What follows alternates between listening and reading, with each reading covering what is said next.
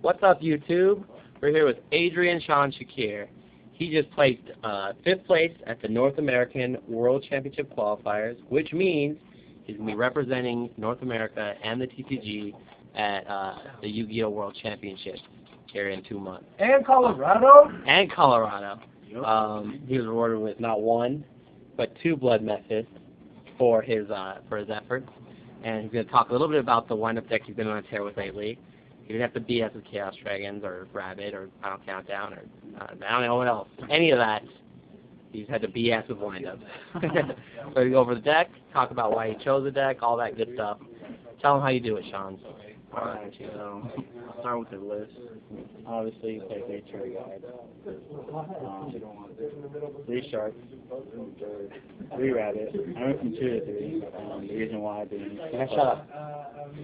I played 2 factory because I wanted that card to be more consistent with rabbit. And I just absolutely love the combo it gives for rabbit rat. The plays you get off of this and the advantage you get off of this is just so great. And I played 2 Magician, which also improves the consistency because you play 3 rabbit. And I played True Reaper. Just an overall standalone consistent card.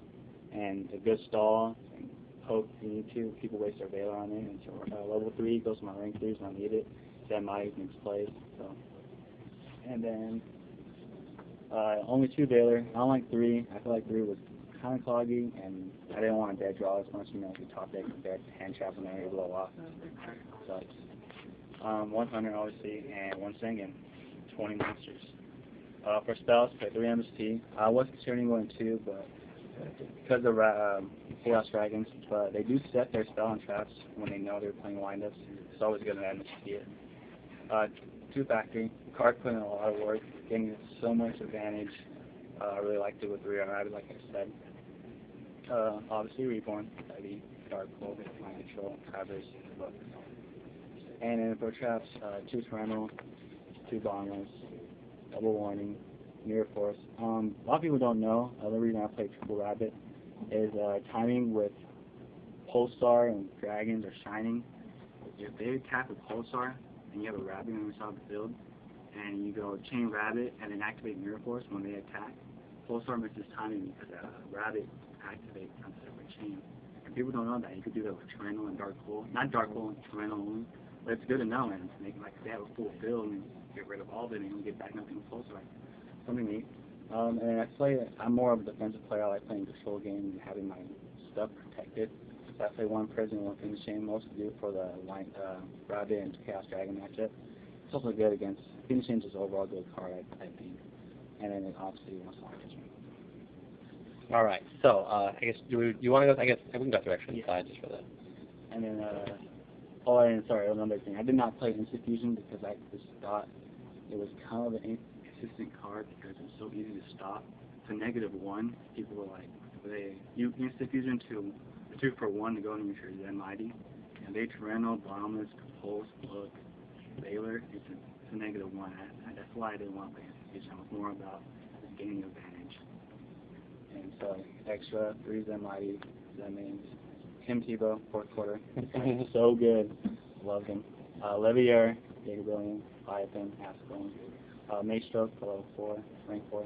Roach, Gemini Pro. I don't play Utopia. I like Gemini Pro better because it's 26 beta, gets over more. Adrian, Tyrese, and Gaidrick. This guy actually won me a couple of games. For mind control my opponent's monster when he has rank 5.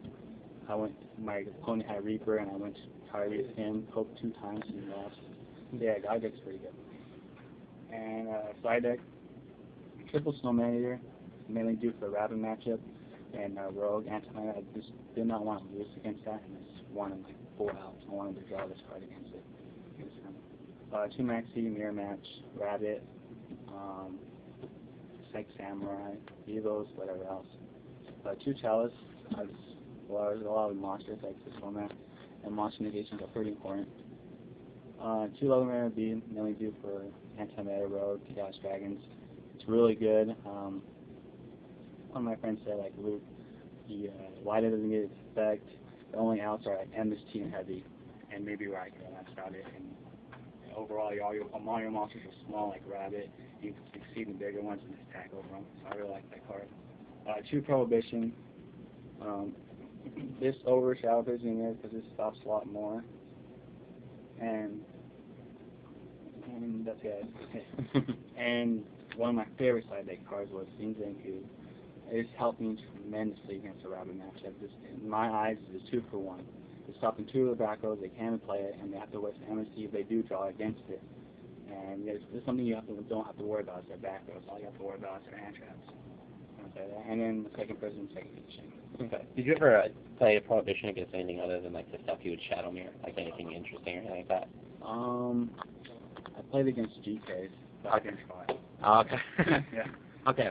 So, you were thinking about a couple different decks coming into this event. What made you decide to go with windups? They haven't been super popular recently. You've been playing them. You've stayed consistently playing them. What made you decide to go with them again? Well, mainly because of you guys. You guys told me to go with it. But I was obviously a top 2 player with lineups, but I do know the ins and outs of this deck.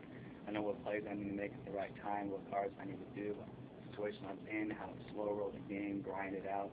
And that's what I did a lot of times, honestly. I probably maybe lose 20-25% of my games at most. A lot of my games are just grinding out, trying to outplay my opponent. And that's what I did. And that's what the deck could do. And that's why I really like it. It reminds me of Plants in a lot of ways. People don't see that. And now, when you were preparing for this event, how did you prepare for this event? Playtesting on locals? Did you spend a lot of time playtesting on duel? I mean, I know you're big on dueling network. Yeah, I played a lot of testing on dueling network.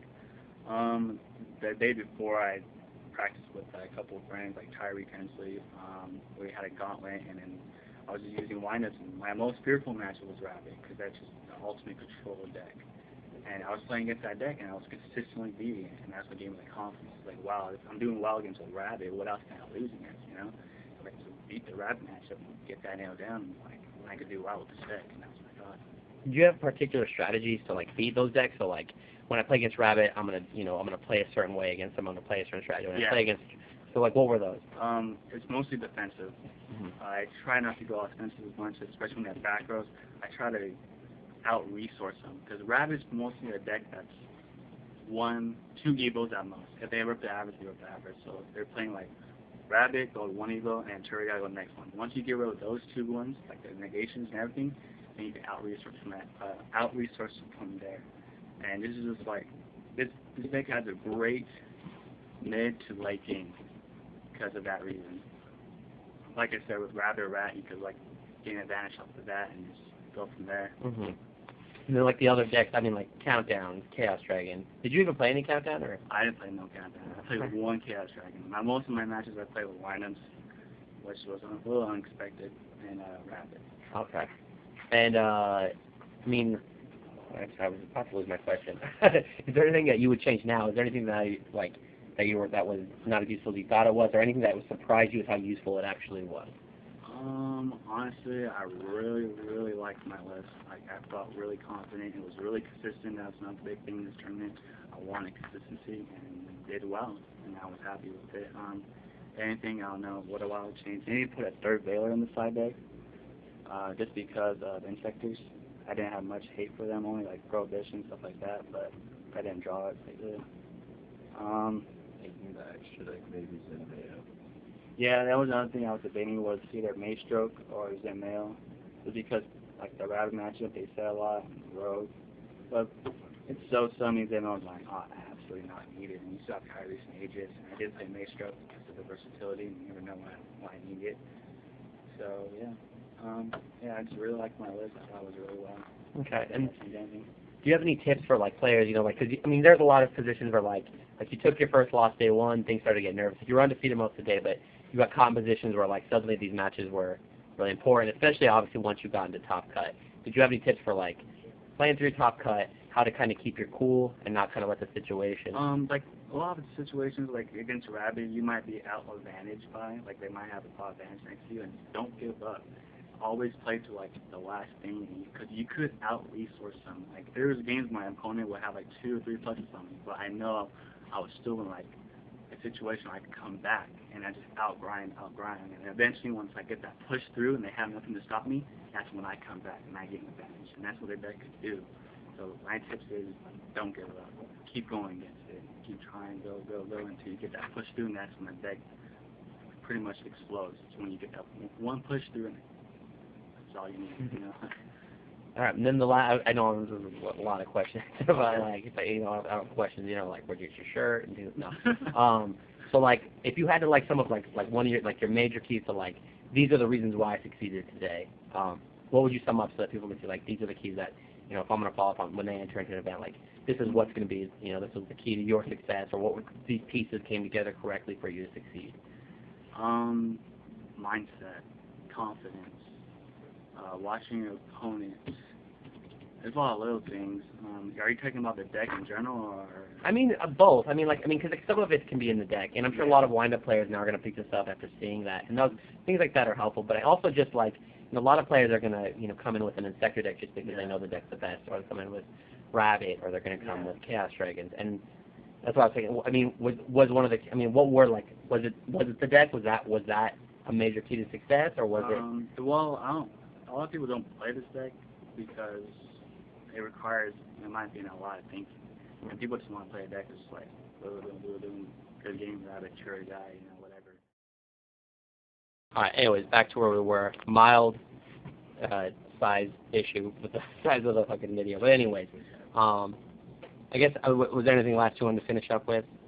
No, not really.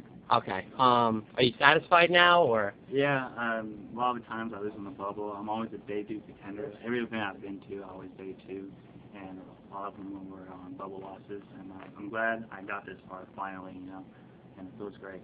All right, cool. Oh, sorry, I didn't mean to cut you off. That's all good. All right, man. Hey, well, congrats, Sean. I think you deserve it. I think you're a solid player, and I'm glad. So hopefully we'll see you do well at Worlds. And then Dr. Drew and Adrian, Sean, Shakir signing out.